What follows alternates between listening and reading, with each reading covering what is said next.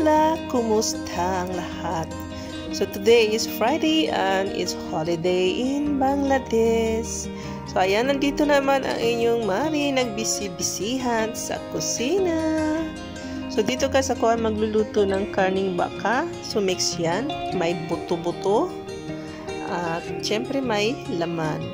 So syempre yung mga anik-anik dyan, yung mga karikado, ginisa na natin yan guys. Bago natin nilagay itong karni ng baka. So yan. Since Friday dito, kaya magluto kami ng karni. Kung sa Pinas, munggo. Dito naman ay karni-karni pag Friday. Yan.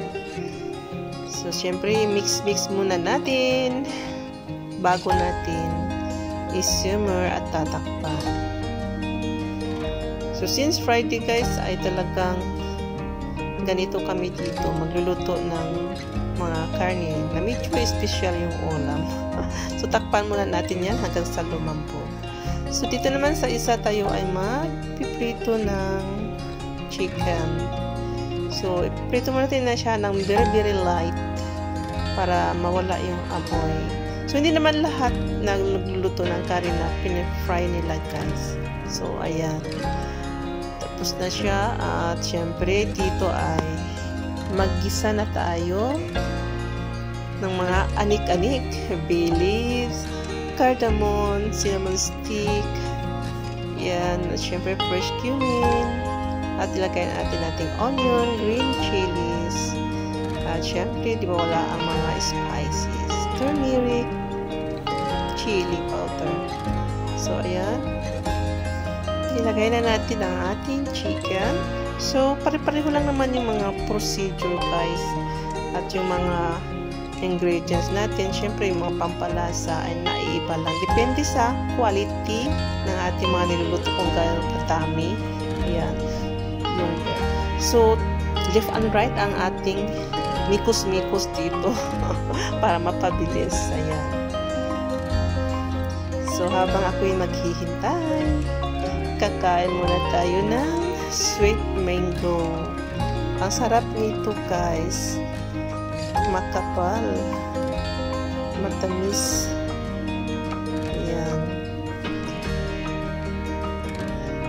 So nagugutom ang inyong Mari sa kakatad ng mga ricado. Kaya kakain muna tayo ng mangga. Kain tayo. So, ayan ang ating chicken curry. It's almost done. At lagyan muna natin ng ground cumin. Pampabango yan, guys. Dagdag-lasa na rin. So, dito ay magluluto na rin ako ng normal rice. So, hindi ito basmati. Normal rice lang, guys. Walang oil, walang mga lamas-lamas. So, tapos na. At dito ay mag-fry na naman tayo ng Bangladesh national fish, Helsha or Elis fish. Ayan. So ito yung pinaka-paborito kong isda guys. Pang fry lang talaga siya, mas masarap. Yun ang pinaka-gusto ko. So ayan. So more than 1.5 hours. Ayan, lumambot na ang buto.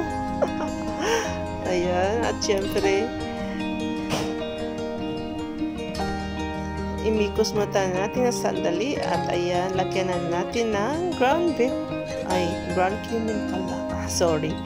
So, syempre, pampadagdag ng lasa yan at aroma. So, ganyan talaga yan, guys. Pag nag-beef curry kami, chicken curry, may ground cumin siya sa topping. So, ayan. Malapit nang maluto at tayo'y magsipagkainan na.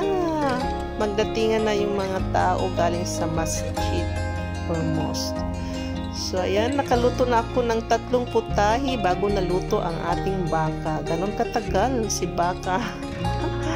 So, pwede naman i-pressure cooker, pero hindi sila mahilig dito. Hindi daw masarap yun. So, ayan, lambot na talaga, pati buto. So, kainan na guys. Thanks for watching. Happy Friday. Bye-bye.